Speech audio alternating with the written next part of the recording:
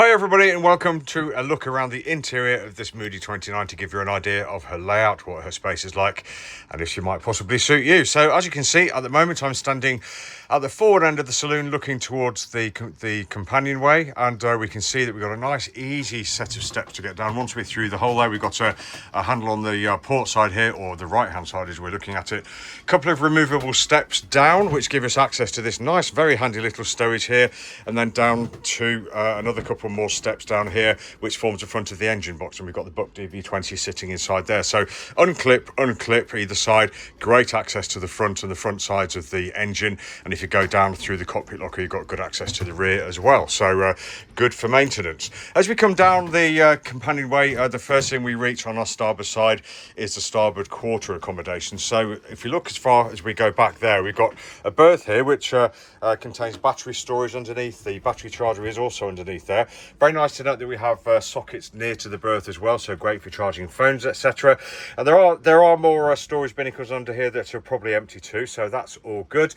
We can see that we've got a nice long berth. It's nice and wide at this side. Some people call it a 1.5 berth, but I call it a really nice luxurious single berth with plenty of room. We have a window inset there which takes us out, or gives us light and air through to the cockpit, which is lovely. And on the outboard side here you can see we've got lots of storage via that fiddle shelf which just carries on forward all the way over the nav station. Now this nav station is really good for purpose, because I happen to have one of these boats and I've used it a lot, and great for sitting here. You can easily stick your head around the corner to talk to the helm there, or they can talk to you, no problem. And you sit on the edge of the bed here looking forward. You've got a nice good sized desk there with a good stowage underneath, cupboardry underneath there too. And by the age of these boats now, we do tend to have very different setups here.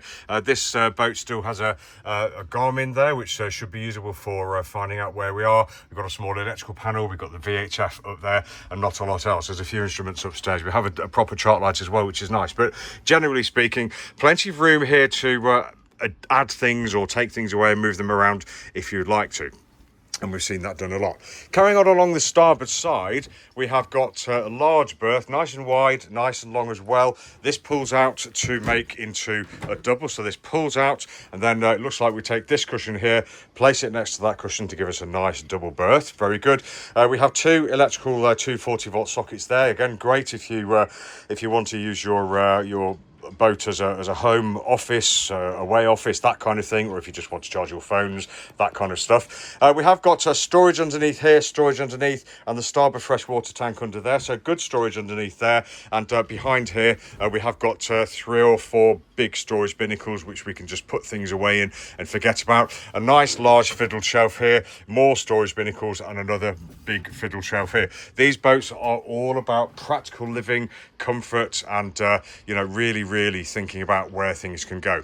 Just looking up, we can see we've got plenty of windows. We've got an opening hatch there as well, and the companionway serve to make sure that we're light, bright and airy down here. We've got the light coloured headlining here. We have got a bit of sag. I mean, this is what happens to them all. That's not a problem. I don't really see why you'd need to do anything about that, unless you just want to make her look and perhaps modernise her, bring her into the here and now. Personally, I just left mine because it's concentric with the age of the boat and it looks like it should be there, but it's a reasonably easy job to sort out because I've seen it done. Carrying along the forward side, on the outboard side, nice touch here. We've got a closing cupboard there. A lot of people give those over to wine cupboards, glasses cupboards, all those kinds of things.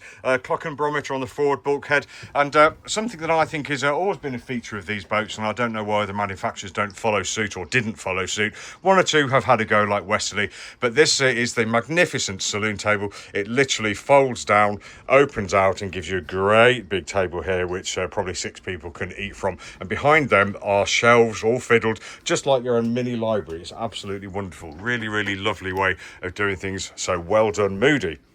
Here we've got the compression post, and once we go through this door here, a little duck down, not too bad at all. Oh, by the way, head height in here, I'm 5'9". I'd say there's about 5'11" in this area. It goes down at the sides a little bit, but you're not normally going to be standing there, so not too much trouble, I don't think. Into the heads compartment, you can see we've got a nice wipe clean surface here. We've got a manual head facing to port, big cupboard behind here. This would originally have had some kind of vinyl covering over it, but good that it's been opened out. You can see you've got the siphon loop in there, but this is where I would have my my wet locker, so everything can drip away to bills there. Bit of a shelf above there, some coat hooks, all the rest of it. Good headroom in here still, which is really rather nice. And then if we open this door, then we're into the forward cabin. Lovely sized forward cabin. I can attest that it is comfortable and a decent size. We have the infill at the moment, so you can see if you take the infill away, then we have got a decent sized changing area in there too. Big storage underneath there. Big storage and even bigger there, so loads of storage in the forward cabin, complemented by even more storage in the cupboards that all the shelves that run around the periphery of the compartment. Access to the ankle locker there. Really nice to see a mobile phone charging point there, which is great. And of course we have the hatch above us as well to let light and ventilation through. Really nice space. So just to step back out to the heads again one moment, so you can see, if I show you, we've got the head on the starboard side, and the heads compartment runs athwartships across the whole beam of the boat. So if I just unlatch this, close the door, behind the door, then you can see that we've got the I think this is the original heads unit. We've got a big cupboard underneath here with shelves in, big cupboard under here with shelves in. There's a bit of a theme here, isn't there? And of course the sink there with the taps, no problem at all. And that does mean that we've got, because it's running the whole width of the boat, then it means we've got lots of room in here. It's great. And but also it does mean that, of course, if you're occupying that cabin and there's somebody in here, you need to wait till they've finished. Or if you're in here and you want to use the heads or get through to the cabin, then obviously it could come to that slight disadvantage, but I've never known it's caused a problem, and it works very well. So over on the port side now, we're just coming back along the port side. We can see we've got the port sofa, again, storage underneath here, freshwater tank here. And just looking down at the deck, you can see the wooden deck of this boat has been had these vinyl tiles stuck to it, and I actually think it works quite well. I think it's been reasonably done. This middle strip here removes very easily for access to the centerline bilge and the keel bolts, but if you really want to, the whole lot will lift up to allow access to the whole bilge down there. The setup on the port side is identical to the starboard as far as I can see it at this level. Great windows again. I think these must have been changed at some point in the boat's history, and you can see all the storage binnacles sitting there ready for use. And then back to the galley. Now the galley is a compact affair, but if you think about when you're at sea, you're trying to cook and it's swaying and tipping and all that kind of stuff, really great for bracing yourself. You've got something to hang on to here, and of course when you're going around the boat, you also have something to hang on to here. And I didn't mention this thing here as well, so there is a lot to grab onto on this boat when you're heeling over, and of course when you're in here you can really brace yourselves in. We have got on the after bulkhead here, or against the after bulkhead, we've got a sink, we've got a cool box here. I don't think this is a running fridge, to be confirmed.